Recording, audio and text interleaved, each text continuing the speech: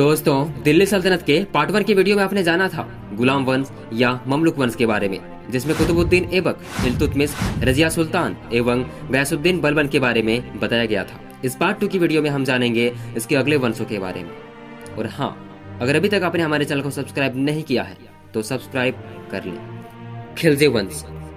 खिलजी वंश के संस्थापक फिरोज खिलजी था, जिसने सत्ता पर अधिकार करने के बाद जलालुद्दीन की पदवी धारण की। उसने 1290 ईस्वी से 1296 ईस्वी तक शासन किया। खिलजी शासकों के समय में दिल्ली सल्तनत का चरम विकास हुआ। अलाउद्दीन खिलजी। अलाउद्दीन का 20 वर्ष का शासनकाल सल्तनत के इतिहास का एक महत्वपूर्ण अध्याय है। वह एक दूरदर्शी शासक था। सबसे पहले उसने गुजरात, मालवा और राजपूताना पर अधिकार जमाया। इसके बाद दक्षिण विजय की योजना बनाई, जिसमें उसे अपार धन संपत्ति हाथ लगी। इससे सल्तनत का केंद्रीय कोष समृद्धि हुआ। अलाउद्दीन ने कर प्रणाली में व्यापक सुधार किया।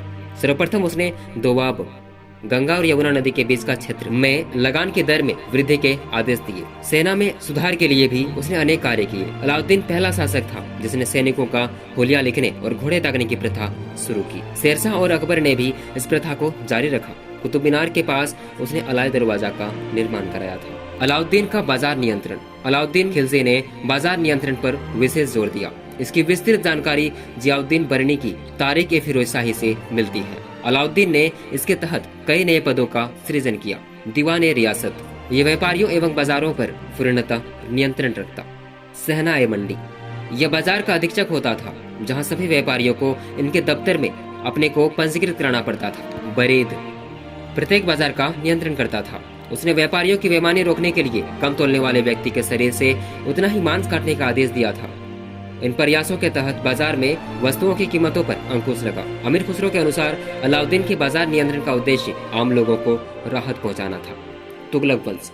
गियासुद्दीन तुगलक ने 1326 ईस्वी में तुगलक वंश की नींव डाली। इसके 5 वर्ष बाद मोहम्मद बिन तुगलक ने शासन किया। वह कुशल और साम्राज्यवादी शासक था। इसने लगभग 2.5 दशक तक शासन किया। उसने दक्षिण के राज्यों पर अधिकार जमाए रखने के लिए 1326 ईस्वी में दिल्ली से राजधानी दौलताबाद परिवर्तित कर दिया।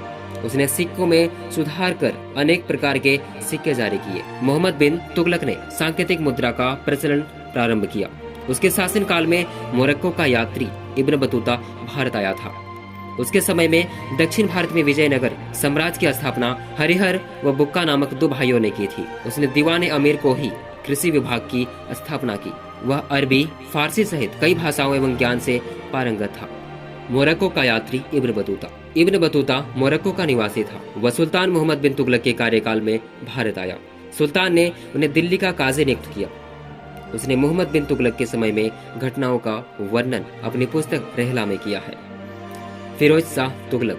मोहम्मद बिन तुगलक के बाद फिरोज शाह तुगलक शासक बना। उसके शासनकाल में राज्य एवं प्रजा दोनों संपन्न थे। सिंचाई कर लेने वाला वह सल्तनत काल का पहला शासक था। उसने हिसार, फिरोजाबाद व जौनपुर शहर को बसाया। उसने दासों के लिए दीवान-ए-बंदकान नामक विभाग की स्थापना की।